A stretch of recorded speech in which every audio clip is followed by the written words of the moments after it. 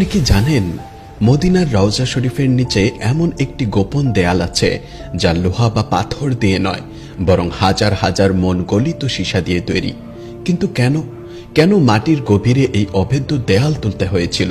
এর পেছনে লুকিয়ে আছে ৮৫০ বছর আগের এক ভয়ঙ্কর রাত, যখন ইউরোপের খ্রিস্টানরা ষড়যন্ত্র করেছিল আমাদের প্রিয় নবী সাল্লাল্লাহু আলাইহি ওয়াসাল্লামের দেহ মোবারক চুরি করে নিয়ে যাওয়ার। তারা প্রায় সফল হয়ে গিয়েছিল। সুড়ঙ্গ খনন করে তারা পৌঁছে গিয়েছিল একদম রওজা মোবারকের দেওয়ালে। তারপর কি হলো? কিভাবে ব্যর্থ হলো সেই নাপাক ষড়যন্ত্র, আর কিভাবে এক স্বপ্নের মাধ্যমে রক্ষা পেল বিশ্বনবী সাল্লাল্লাহু আলাইহি ওয়াসাল্লামের পবিত্র শরীর? এই ঘটনা না জানলে আপনার ইসলামের ইতিহাসের অনেক বড় একটি অধ্যায় অজানাই থেকে যাবে। চলুন ফিরে যাই সেই রাতে। ইতিহাসের এই অজানা সত্য জানার আগে নবীর প্রতি ভালোবাসা ও সমর্থনে একটি লাইক রেখে পাশে থাকুন। মদিনা মুনাওয়ারার রাত, চারদিক নিস্তব্ধ। মসজিদে নববীর সবুজ গম্বুজের নিচে এক অলৌকিক শান্তি বিরাজ করছে। রওজায়ে রাসূল পাক সাল্লাল্লাহু আলাইহি ওয়াসাল্লামের পাশে মুসলমানরা নিশ্চিন্তে ঘুমিয়ে আছে। তারা জানে না যে তাদের পায়ের নিচের মাটিতে কি ভয়াবহ কাণ্ড ঘটে যাচ্ছে। তারা জানে না যে মসজিদে নববীর একদম কাছেই একটি ছোট্ট ভাড়া বাড়িতে বাস করছে দুজন মানুষ।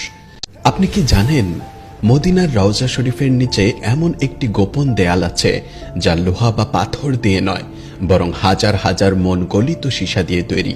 কিন্তু কেন কেন মাটির গভীরে এই অভেদ্য দেয়াল তুলতে হয়েছিল? এর পেছনে লুকিয়ে আছে ৮৫০ বছর আগের এক ভয়ঙ্কর রাত, যখন ইউরোপের খ্রিস্টানরা ষড়যন্ত্র করেছিল আমাদের প্রিয় নবী সাল্লাল্লাহু আলাইহি ওয়াসাল্লামের দেহ মোবারক চুরি করে নিয়ে যাওয়ার। তারা প্রায় সফল হয়ে গিয়েছিল। সুড়ঙ্গ খনন করে তারা পৌঁছে গিয়েছিল একদম রওজা মোবারকের দেওয়ালে। তারপর কি হলো? কিভাবে ব্যর্থ হলো সেই নাপাক ষড়যন্ত্র, আর কিভাবে এক স্বপ্নের মাধ্যমে রক্ষা পেল বিশ্বনবী সাল্লাল্লাহু আলাইহি ওয়াসাল্লামের পবিত্র শরীর? এই ঘটনা না জানলে আপনার ইসলামের ইতিহাসের অনেক বড় একটি অধ্যায় অজানাই থেকে যাবে। চলুন ফিরে যাই সেই রাতে। ইতিহাসের এই অজানা সত্য জানার আগে নবীর প্রতি ভালোবাসা ও সমর্থনে একটি লাইক রেখে পাশে থাকুন। মদিনা মুনাওয়ারার রাত, চারদিক নিস্তব্ধ। মসজিদে নববীর সবুজ গম্বুজের নিচে এক অলৌকিক শান্তি বিরাজ করছে। রওজায়ে রাসূল পাক সাল্লাল্লাহু আলাইহি ওয়াসাল্লামের পাশে মুসলমানরা নিশ্চিন্তে ঘুমিয়ে আছে।